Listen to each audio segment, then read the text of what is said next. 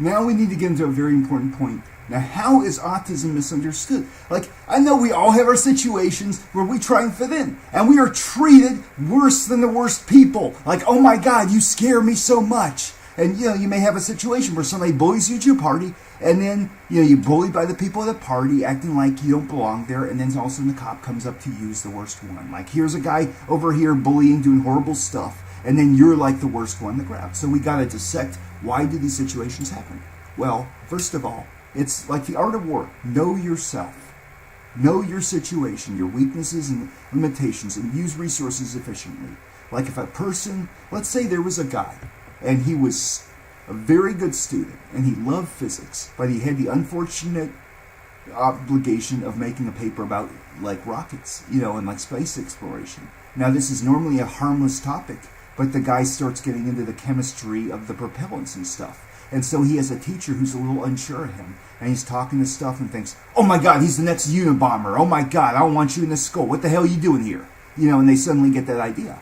And another guy goes out there and approaches a girl who doesn't really know him. And it would normally be awkward in a situation, but he may have a tendency where he may talk without blinking his eyes, or he may be trying to have emotions or talk normally, and the person thinks it's glib, superficial charm. And something about his personality may seem aggressive, or, where he may suddenly be railroaded into the situation where they think he's stalking them.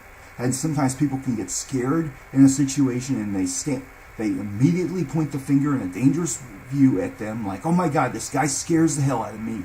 I'm getting the hell away from him and reporting this. And then they end up in a situation they're trying to explain, that they weren't doing anything wrong. And they were just trying to interact with this person. They're like, well, where you come from? Because, see, they accused you of following them. And the guy's going to the A building, and the other person's going there too. And by coincidence, they're just behind them trying to walk fast to get through the rain or something. Normally harmless. But you can have situations where somebody can be in the wrong luck and wrong situation. And so this gets down to what we call viewer impact and discretional injustice. And those all play in the role. Like you may have a teacher, and some student was in class, and his voice changed when he was talking.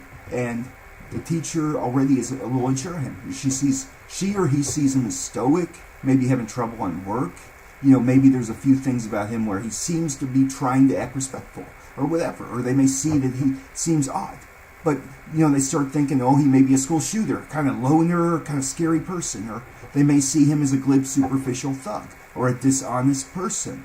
And so any of this stuff can get somebody the wrong side of the stick, and where they may have traits of autism. Now, in a police handbook, there are certain of these traits that are known to get somebody misunderstood. And I should bring them up right now. We have to understand that, the excitability and inappropriate laughter, or when somebody's emotions can be inappropriate for a situation.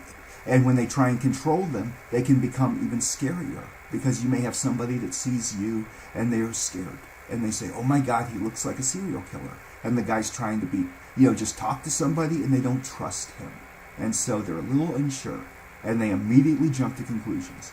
And, sometimes a person can be in a crowd of thugs. And the problem is, they have an excitability factor, or they may have, tendency towards, certain behaviors or whatever. Or there may be something about them that automatically makes them look like an odd person to other people in their response to other things. And so with autism, you can have somebody that has interests a little differently. But then people, after the mass shootings and after a lot of the Columbine and wacky people in the past that did all this stuff, and then they said, oh, they were different from other people and acted different, and, they start to see that. And so that's one side, where somebody may have less friends because, it's harder to make friends or connections sometimes, or they may be less accepted. But then the teacher may see, oh, this guy's got no friends. And then the teacher already has a different idea about them. And they try to approach somebody or say, you want to do a project with me? And they have someone with a stick up their ass that gives them an attitude. And the teacher's like, leave my students alone right now. You want to go to the office? Yeah, you want to be kicked out of here? No, you're not going to be doing that. You're sexually harassing my students. You're bothering them so they can't learn. Yeah, aren't you? They just jump up the gun because they feel this person is trouble because they have negative reinforcements that have shaped their mind of this person, where they may have been a little unsure of them, but then they saw some. Or they may have a guy a lot of cases too, you can have somebody with autism or Asperger, and somebody pretends to be their friend when they are not. and they pretend like they like them when they really, are using this guy. And the problem is then that guy gets in trouble, or it gets into disciplinary action, and that guy turns around, manipulates them, and rolls over on the other guy with him. And the other guy ends up in the trouble. And then he's looked at, this is a negative reinforcement, and now he's in a class, and the teacher knows about this issue. And so the teacher automatically has emotions that start to change on them, and they start to really get at them like a windbag, and seem to really be on this person. And it's like they don't have a good view of them. And they may say he's creepy. And so, like, you may have somebody taking a class, and the teacher sees little things they're saying that have a dangerous reinforcement in the brain. And they may be talking about something harmless, like, talking about writing a book or whatever. And the teacher may already be unsure of them. And they may see, somebody trying to act nice and respectful, and they think it's like lip superficial charm. And they may get the wrong idea in these situations where they believe somebody is trouble, and that they are not a decent person, and that they may be, scary. Kind of individual could hurt somebody or be trouble or steal something. Like a guy comes into a room and he's trying to connect with this person, and all of a sudden something's disappeared, and you have two thugs before him, that are having this really good social sense of connecting with them, and then this other guy comes in there, and they immediately see this other guy, and something about them they're already not sure, and then something disappears, and they automatically think the guy took it. And, it's like, I think he did it. And it's where little things can be dangerous reinforcements, and then we have what you call a trigger. And a trigger can really set something off, where you have a child that goes in a school, and he tries to ask somebody out, and the person doesn't like him.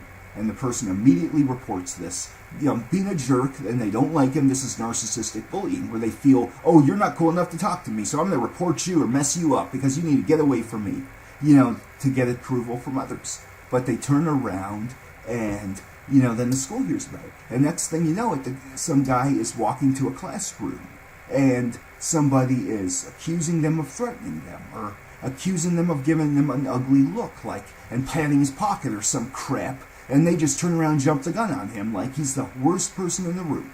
And you can see a guy with autism that is in a crowd of, he's walking somewhere and a cop stops him, and he gets all nervous and he's scared because he just doesn't want trouble and he doesn't know what's going on. And they think, well, he's nervous, he's obviously guilty, he's trying to hide himself. There's situations where you can get railroaded into something. And if somebody stands out in any way in this day and age, there's always these Zimmerman types and these quick, opinionated people that will jump on that and point the finger and say, boom, there he is. I think he did it.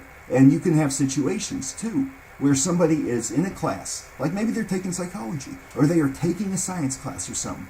But like in anatomy and physiology, a guy's talking about, these organs, and somebody's like, he scares me. He looks like a Dahmer type, honestly. And then they see him talking about criminal profiling, and they're like, why are you taking this class? The guy's at a party, and someone sees him with a little bit of different facial expression or different response, and they're like, who invited you here? What are you doing here? What kind of drugs did you bring to our house? And they immediately have the idea on them in some cases where somebody can be quickly misunderstood. And so you can see where there are certain expressions with autism. Somebody may have a different look in their eyes, and that can scare people. They may think that they're a psychopath because, basically it's not a creepy thing to have some psychotic look in your eyes. Everybody has this excitability, gets excited sometimes. But sometimes with Asperger, people can have, certain things that excite them irrationally, or where certain things in the environment change their mood. And this can scare other people because even if it's a very low extent, they may be unsure. And there may be a few things about somebody that, it takes longer for people to identify with them. And so, they may end up having a misunderstood image. And where one guy may go out there and say, man, I want to hurt that guy. And people hang out with him. And then, there's this rough guy over here. And then this guy with autism is trying to act nice to people and seems so nice and stuff, but they're not sure of it. And they really don't trust him or feel comfortable around him because they think he's maybe a serial killer or God knows what. He just seems too nice or seems, something about him is odd to people. And this is where, honestly, in this day and age, people are much more likely to immediately get judgments. And we see it a lot in situations where somebody may have an issue with another person and they are making them out to be scary. So, the different facial expressions, somebody can look stoic and look like a thug. Then they look excitable and look like a psychopath. Then they look like their moods fluctuate fast,